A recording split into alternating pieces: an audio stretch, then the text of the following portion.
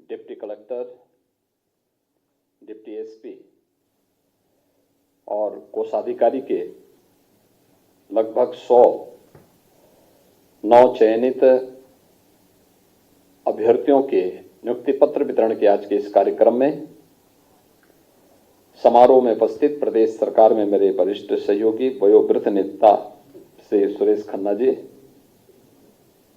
प्रदेश के मुख्य सचिव श्री दुर्गाशंकर मिश्र जी, अपर मुख्य सचिव से बधाई देते हुए आप सभी उत्तर प्रदेश शासन का पार्ट बन रहे हैं, इसके लिए आप सबका मैं हृदय से अभिनंदन भी करता हूं।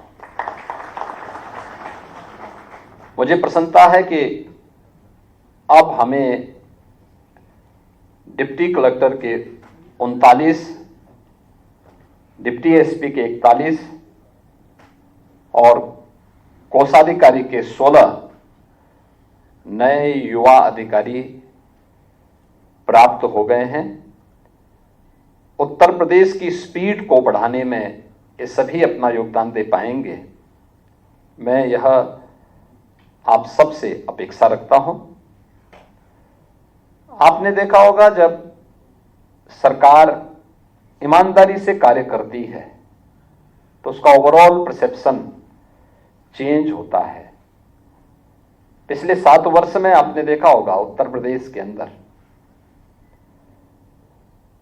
उत्तर प्रदेश था 17 के पहले भी था, लोग वही थे। यहां पे भी जो लोग बैठे हुए हैं, इन लोगों को भी दशकों काम करते हुए हो गए, लेकिन उत्तर प्रदेश के बारे में लोगों के मन में एक संदेह हुआ करता था। एक बड़ी आबादी को संदेह के दायरे में इस मशीनरी ने खड़ा करके रखा हुआ था, लेकिन 7 वर्ष में लोग वही, प्रदेश वही, विभाग वही, केवल कार्य संस्कृति बदली। आज करोड़ों लोगों की पहचान का संकट नहीं, बल्कि वह कहीं जाता है तो सीना तान करके कहता कि मैं उत्तर प्रदेश का हूं, तो उत्तर प्रदेश वासियों को सम्मान प्राप्त होता है। ये जो भी हुआ है, ये इसलिए हुआ क्योंकि सरकार ने एक निर्णय लेने का मैकेनिज्म तैयार किया, अपनी कार्य पद्धति में शुचिता और पारदर्शिता को महत्व दिया, ईमानदारी को सर्वोच्च प्राथमिकता दी, तो उसके परिणाम भी उसी रूप में हम सबके सामने आते हुए दिखाई दिए।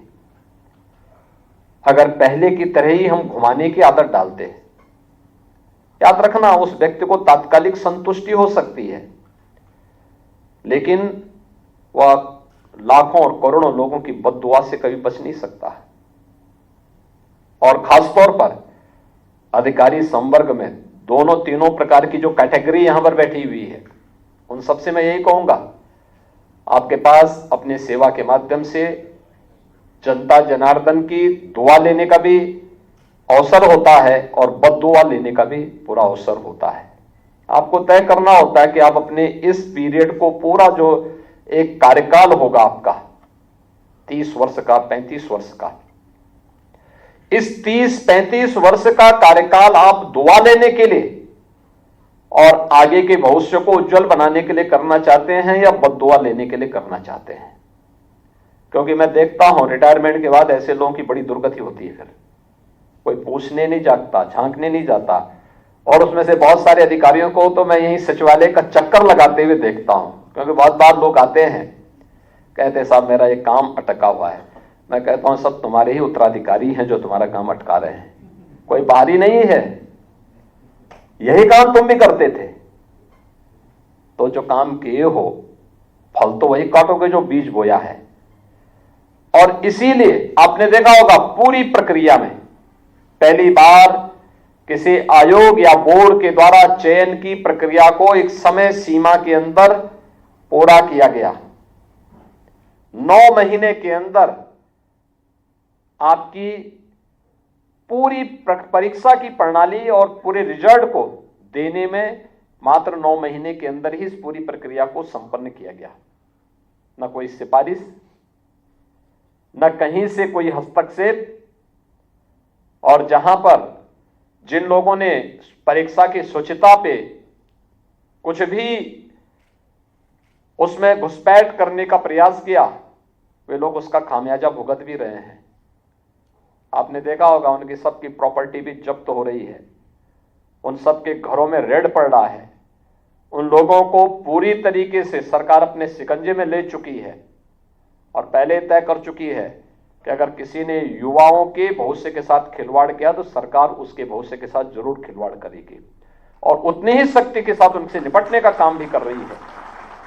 जो लोग परीक्षा की शुचिता और पारदर्शिता में सेंध लगाने का कुत्सित प्रयास करेंगे, वे कहीं भी छुपे होंगे, उनको बाहर निकालने में बहुत देर नहीं लगती। और मुझे लगता है कि आज जो कार्य प्रदेश के अंदर बखूबी हो रहा है और इसी शुचिता और पारदर्शिता का परिणाम है कि गत 7 वर्ष के अंदर इस डबल इंजन की सरकार ने प्रदेश के अंदर 6.5 लाख से अधिक युवाओं को सरकारी सेवा में लेने में सफलता प्राप्त की। प्रदेश के अंदर हमारी मशीनरी के कार्य की स्पीड के कारण प्रदेश में करोड़ों नौजवानों को नौकरी और रोजगार की सुविधा प्रदेश के अंदर ही प्राप्त हुई। अलग अलग सेक्टर में उसे आगे बढ़ने का प्रयास, उसको एक अवसर प्राप्त हुआ और आज हम देख रहे हैं कि इसका परिणाम यहां की पर कैपिटा इनकम पे पड़ा है, यूपी की जीडीपी पे पड़ा है। यूपी देश के अंदर आज दूसरी बड़ी अर्थव्यवस्था के रूप में उभर करके सामने आया है।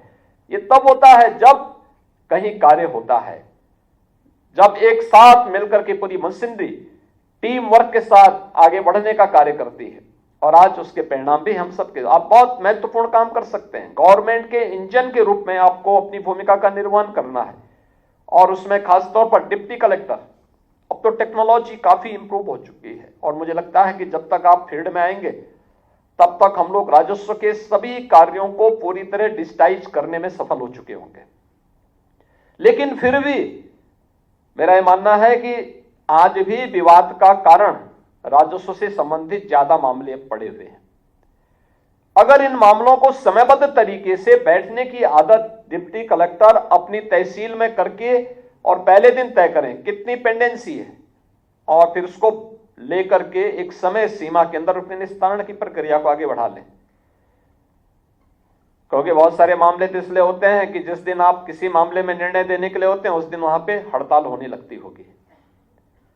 एक बार 2 बार नोटिस जारी करिए, नहीं तो फिर दोनों पार्टियों से बोले कि वे स्वयं ही यहां बहस करके बता दो अपनी बात को और निर्णय लेकर के आप त्वरित रूप से आगे बढ़ते हैं, कोई समस्या नहीं आती, फिर समाधान तक आप स्वयं पहुंच सकते हैं। एक गरीब को न्याय देना हमारा दायित्व होना चाहिए। उस गरीब के साथ हम खड़े होंगे जिसकी किसी मंच पर सुनवाई नहीं हुई है। कानून व्यवस्था को बनाए रखने में भी आप बड़ी भूमिका का निर्वहन करते हैं।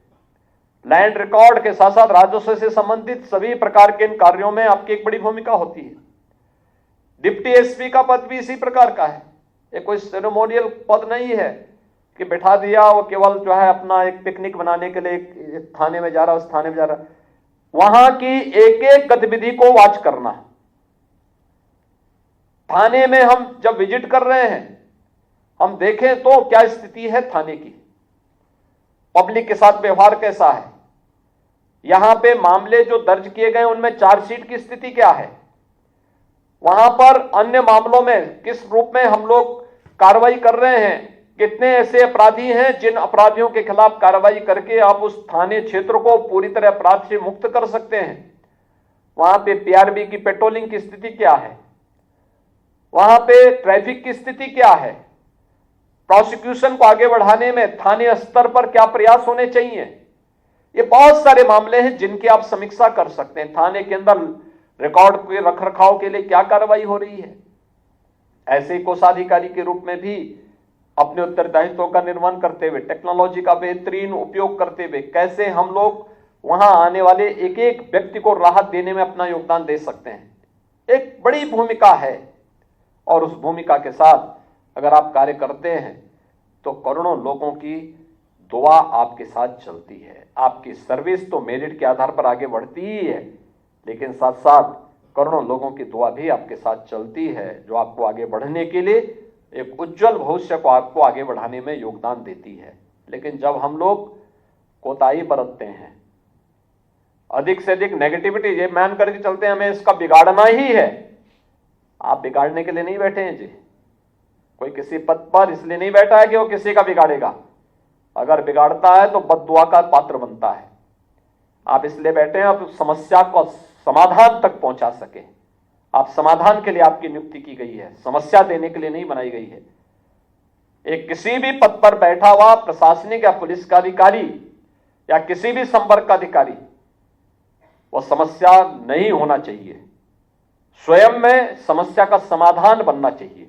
और समस्या का समाधान बनने की दिशा में हम सार्थक प्रयास करेंगे तो हम उन दुआओं के पात्र बनेंगे जिसके लिए व्यक्ति सर्विस में आता है, आगे बढ़ता है। और मुझे पूरा विश्वास है आप सभी लोग पूरी ईमानदारी के साथ उत्तर प्रदेश सरकार की इस स्पीड को आगे बढ़ाने में अपना योगदान दे पाएंगे। उत्तर प्रदेश की जनता जनार्दन के लिए आप उनके हितों का संवर्धन वाला बन पाएंगे। एक संवेदनशील प्रशासन के रूप में, त्वरित निर्णय लेने वाले प्रशासन के रूप में आपकी छवि बन पाएगी। इस विश्वास के साथ मैं एक बार फिर से उत्तर प्रदेश लोक सेवा आयोग को इस नियुक्ति के लिए, समयबद्ध नियुक्ति की प्रक्रिया को आगे बढ़ाने के लिए धन्यवाद देता हूं।